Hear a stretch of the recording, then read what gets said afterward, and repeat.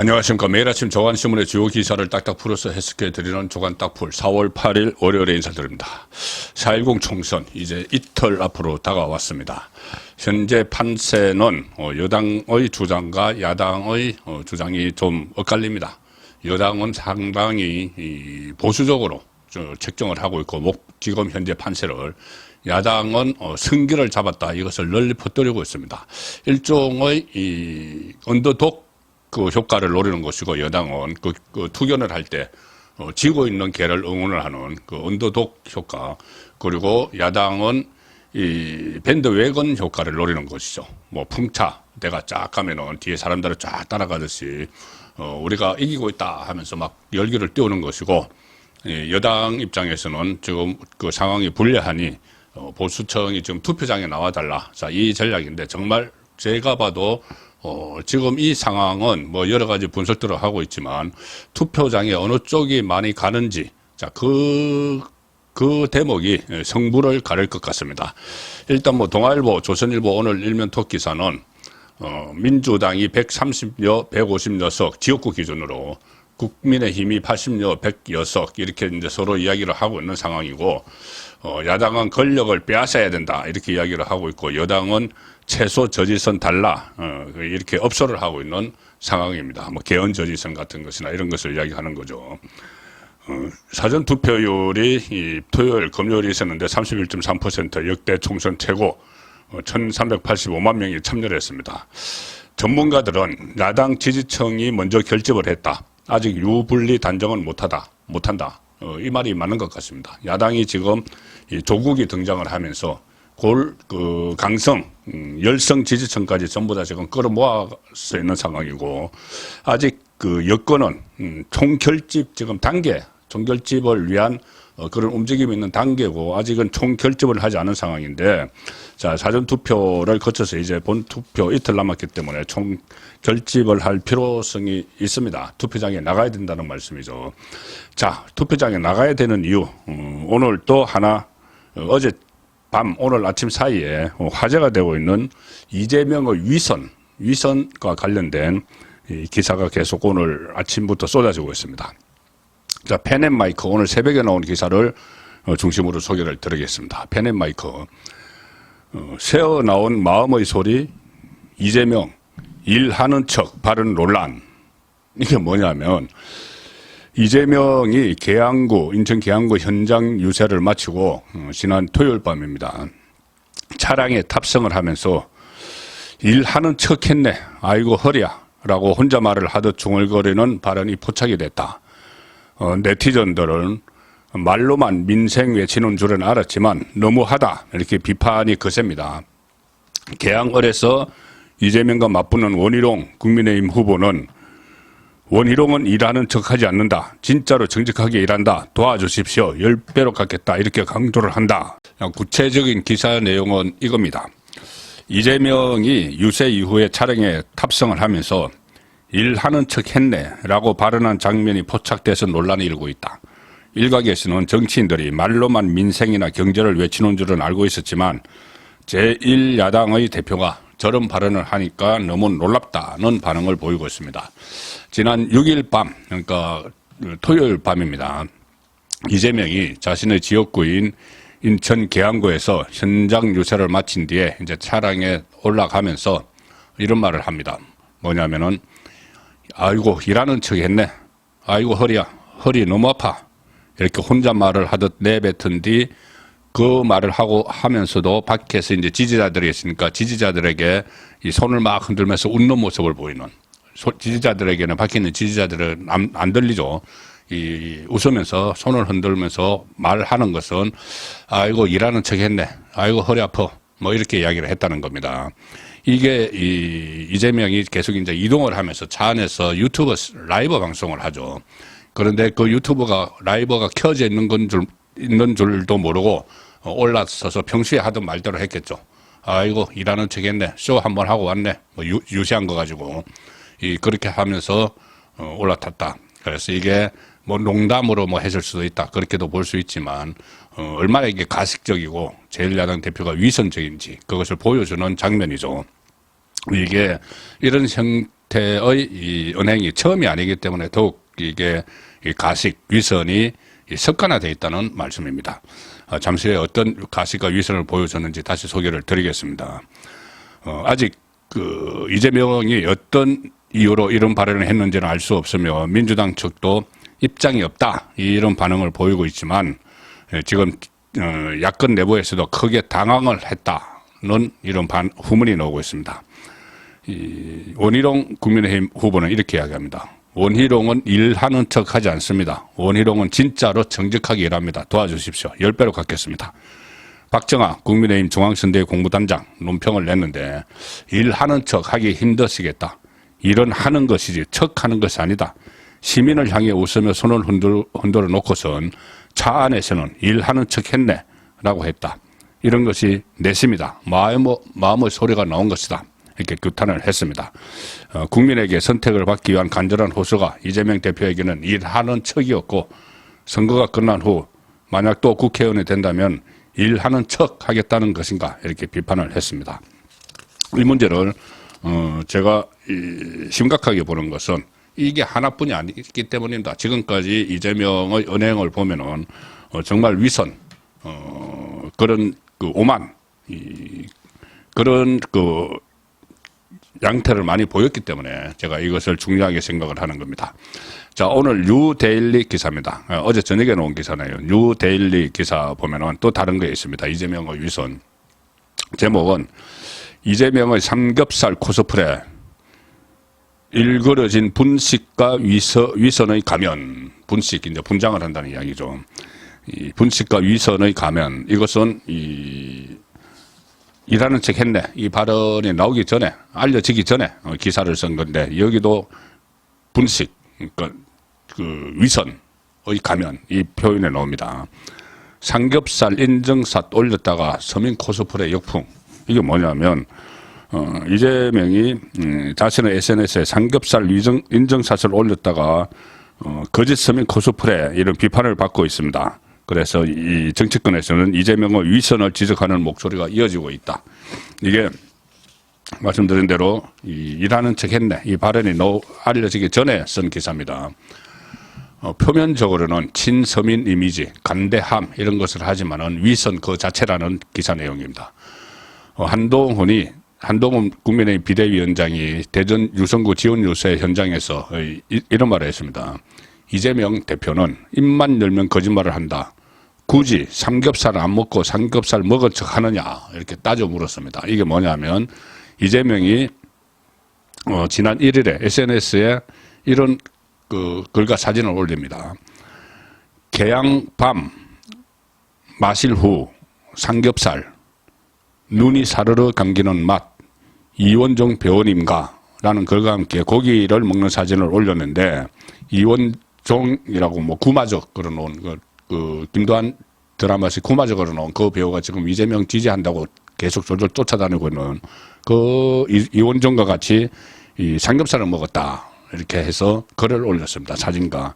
그런데 이 사진을 자세히 보면은 이재명 오른쪽에 앉은 이원종 앞에는 이 소고기로 보이는 음식이 있었다. 그러니까 소고기를 먹었다는 겁니다. 거기가 또 한우 식당, 한우 전문 식당이라고 합니다. 자, 그런데 소고기, 한우 전문 식당에서 소고기 먹고 삼겹살 먹었다. 이렇게 또 했다는 거죠. 국민의 미래도 논평에서 대파를 흔들면서 서민 행보를 하다가 그 구호가 사라지기도 전에 한우 먹는 미식가, 식도락가로 변신했다. 그리고 돌아서서는 삼겹살 먹었다면서 서민 코스프레를 한다. 그동안 여러 가지 장면들이 있었죠. 지금 뉴데일리가 여러 이런 위선의 모습들을 보여준 이재명의 은행에 대해서 쭉 기사를 썼는데 가령 최근에 굽이 떨어진 상태의 이재명 대표 구두 사진을 비서실에서 공개를 했죠. 그래서 이 비서실은 자신도 모르는 사이 떨어져 버린 구두굽, 이번 선거에 임하는 이재명 대표의 절박함 이렇게 했는데 요새 선거 유세 다니느라고 구두굽 안 떨어집니다. 아무리 하루에 10군데를 다녀도 차량으로 다 이동을 해서 거기서 몇 마디 하고 조금 걷다가 또 다른 데 가서 차량으로 이동을 하고 하는데 무슨 굽이 떨어집니까? 그러니까 서민 코스프레죠. 빈곤 코스프레. 김시관 이 국민의 미래 이 대변인은 법인카드를 사용하지 못하니까 갑자기 살림이 궁핍해진 것인지 많은 사람이 의아해한다 이렇게 또 꼬집기도 했고, 그 전에 뭐 다 아실 겁니다. 고 김문기 씨에 대해서 모른다 이런 위선, 그리고 박근혜 대통령 진짜 존경하는 줄 알더라, 존경한다고 하니까 진짜 존경하는 줄 알더라 이런 그 말들. 그래서 여당에서는 거짓이 일상화되어 있는 사람이다. 자, 이런 이 비판이 지금 나오고 있는 것이죠. 조금 전에 제가 말씀드린 이재명이 웃으면서 밖에 막 손 흔들고 그리고 웃으면서 그 안에서 차 안에서 하는 말은 일하는 척 했네, 아이고 허리야 하는 그 장면을 보고 제가 떠오르는 모습이 하나 있었습니다. 과거에 조국의 위선이 그대로 드러난 장면이 하나 있었죠. 아마 기억이 나실 겁니다. 일단 제가 그때 신문을 한번 찾아봤는데 이 기사를 보시면은 그때 어떤 일이 있었는지 떠올릴 수 있을 겁니다. 그때 한국경제 기사인데 2019년 9월 1일 여러 언론에 보도됐지만 한국경제 기사를 보시면 제목이 이런 겁니다. 2019년 9월 1일자 기사입니다. 침통한 표정에서 환한 웃음, 조국 후보자 엘리베이터 논란, 무슨 일 있었길래. 자, 비장하게 심정을 밝히고 엘리베이터에 오른 조국 법무부 장관 후보자의 웃음이 국민들의 궁금증을 자아내고 있다. 당시 기사입니다. 조국 후보자, 그러니까 그때 장관 인사청문회 할 때죠. 법무부 장관 인사청문회 할 때 조국 파동이 막 일어나서 여러 가지 기자들의 질문이 쏟아지고 할 때입니다. 그때 2019년 8월 30일 오전에 인사청문회 준비단 사무실에 조국이 출근을 하면서 아주 비장하게 그걸 침통하게 이렇게 이야기합니다. 본인에 대한 의혹들이 막 쏟아질 때죠. 웅동학원, 뭐 반납을 한다는 반납도 하지 않은 그 반환한 사회에 환원한다고 하고 환원하지 않은 웅동학원, 사모펀드 이런 거 막 쏟아질 때입니다. 인사청문회에서 사무실에 출근을 하면서 조국이 인사청문회가 얼마 남지 않았다, 국민의 꾸지점을 들으며 지난 3월 되돌아보고 있다 이렇게 침통하게 표정을 지으면서 이야기를 했죠. 그리고 이렇게까지 이야기합니다. 부족한 저를 격려하기 위해서 꽃을 보내주신 무명의 시민들과 저를 믿어주고 음량으로 응원해 주신 분들께 감사드린다. 인사청문회를 더욱 열심히 준비하도록 하겠다. 그리고 기자들이 계속 질문을 하는데 웅동학원 사모펀드 여기에 아주 굳은 표정으로 입을 닫고 엘리베이터를 탔죠. 그리고 엘리베이터 문이 닫힙니다. 닫혔는데 안에서 작동을 잘못했는지 다시 문이 살짝 열립니다.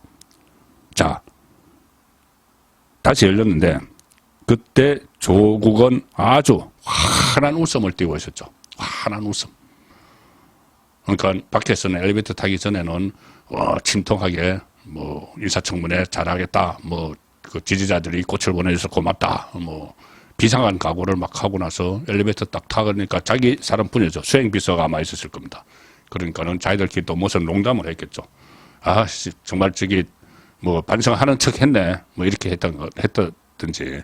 그런데 작동을 잘못해서 엘리베이터 문이 싹 열려버린 거죠. 그건 환하게 웃고 있었다.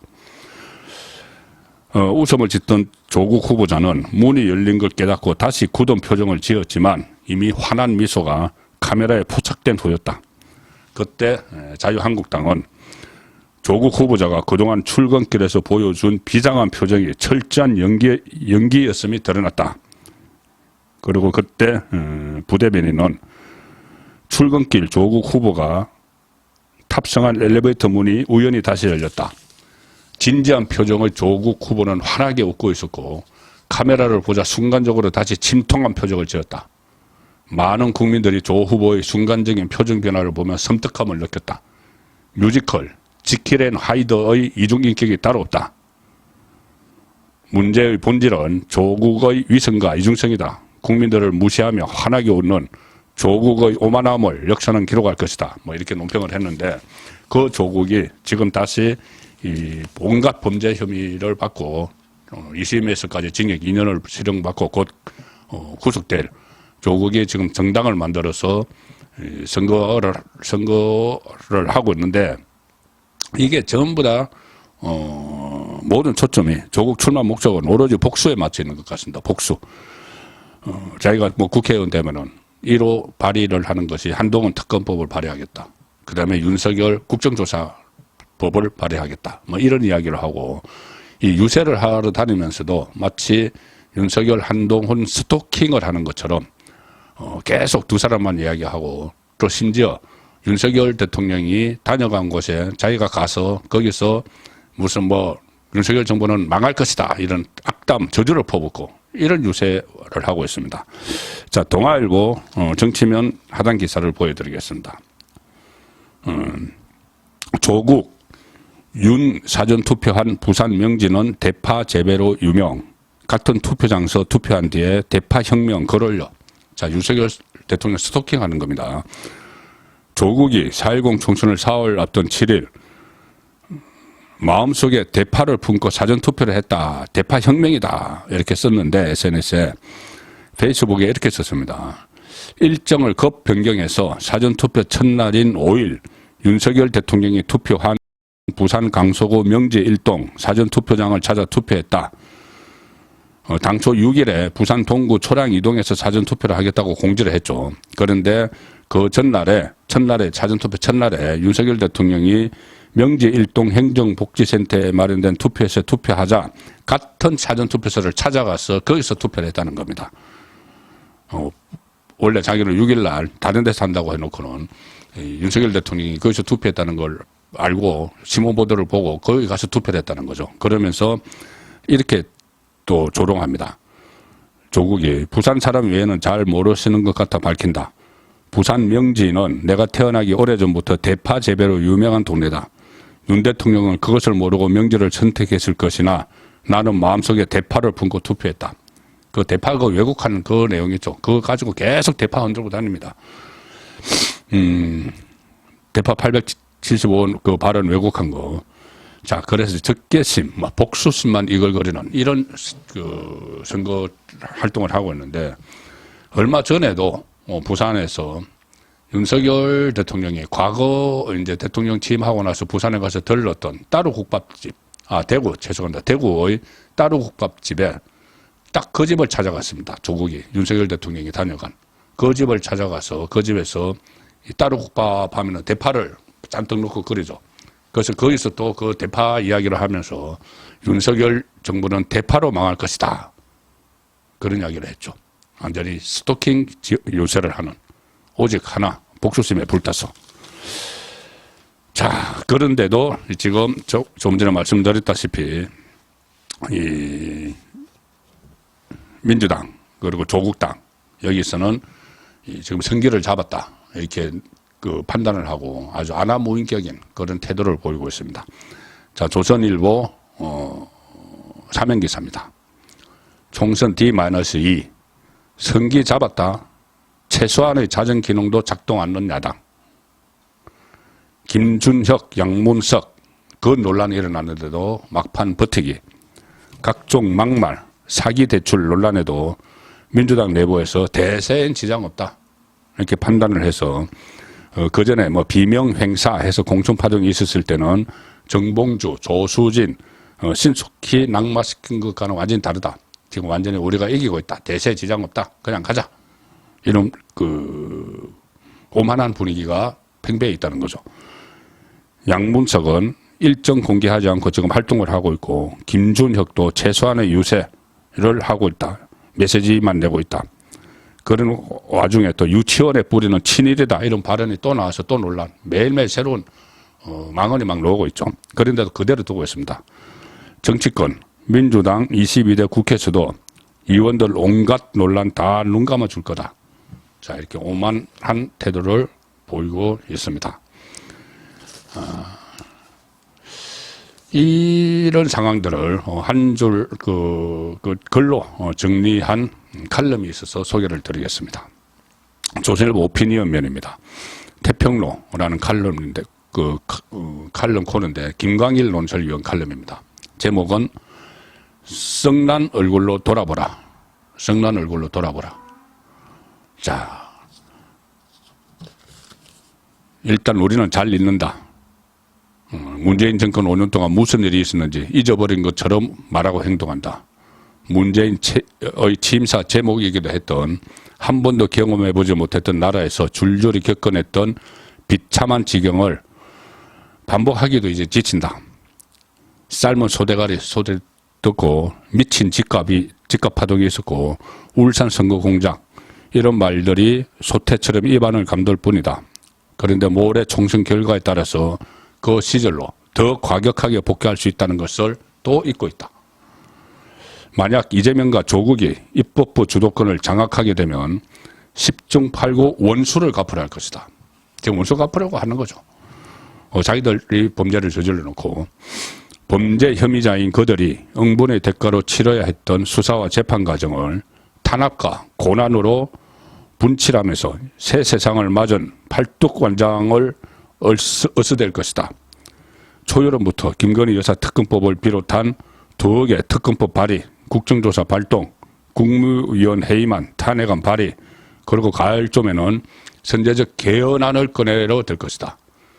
지금껏 그들이 입에 달고 살았던 정권 심판이란 말은 윤석열 정권의 국정 운영을 비판하는 것처럼 들리겠지만 실제는 그렇지 않다. 그것은 원수각기다. 2011년 문재인 자서전에는 정치보복의 먹구름이란 챕터 제목이 있는데 노무현 전 대통령의 죽음은 후임 이명박 정권의 정치보복 때문이라는 것이다. 그때 문재인이 우리 정치판에 걸어놓은 정치보복이란 주술은 도무지 풀릴 기미가 없다. 이번엔 이재명과 조국이 거기에 올라탔다. 그들은 국민이 가진 분노의 감정을 선점하고 부추겼다. 윤 정권의 아쉬운 점을 극화해서 분노의 심판이라는 프레임으로 확대 재생산하고 있다. 자, 그제 31.28%라는 사전투표율 신기록은 이재명과 조국이 유세장에서 흔들어대고 있는 파우치백과 대파보다는 김, 양, 공, 박이 밑뿌리부터 흔들어버린 공정과 상식의 파멸에서 비롯된 것이라고 봐야 옳다. 김준혁, 양문석, 공용훈, 박은정 이 사람들이 흔들어버린 공정과 상식의 파괴, 여기에 대한 국민의 분노다. 이렇게 파악을 하고 있습니다. 자, 문제는 결집이다. 대통령 이승만은 강복을 맞이한 나라로 돌아오면서 뭉치면 살고 흩어지면 죽는다. 고 했다. 그 말이 무려 80년 뒤에 한동훈의 입에서 이토록 절박하게 되살아날 줄은 몰랐다. 자, 뭉쳐야지 이런 사태를 막을 수 있다. 복수곡이 펼쳐지는. 자, 그래서 마지막으로 소개해드릴 기사는 한동훈의 말입니다. 뷰센 뉴스 기사입니다. 한동훈 상당수 접전 지역에서 골든 크로스 일어나 기죽지 말고 투표장 나와달라. 그러면 이긴다. 저희 분석에 따르면 접전 지역에서 골든 크로스가 상당수 일어나고 있다. 어제 그 충남 천안 지원 뉴스에서 한 말입니다. 골든 크로스는 열세였던 접전지에서 국민의힘 후보 지지율이 상승해서 민주당을 추월했다는 의미인데 한동훈 위원장은 지난 4일에 수도권 26곳을 포함해 전국 55곳을 박빙 지역으로 꼽은 바 있는데 그 중에서 골든 크로스가 막 일어나고 있다. 자, 이렇게 이야기합니다. 한동훈. 그럼에도 역시 중심은 본투표다. 절대적으로 나와달라. 그러면 이긴다. 저희가 분석하기에 골든 크로스가 상당수 일어나고 있다. 기죽지 말고 투표장에 나와달라. 거듭 골든 크로스를 강조하면서 적극적인 본투표 참여를 호소를 했습니다. 4월 8일 보내드린 조간 딱풀이었습니다.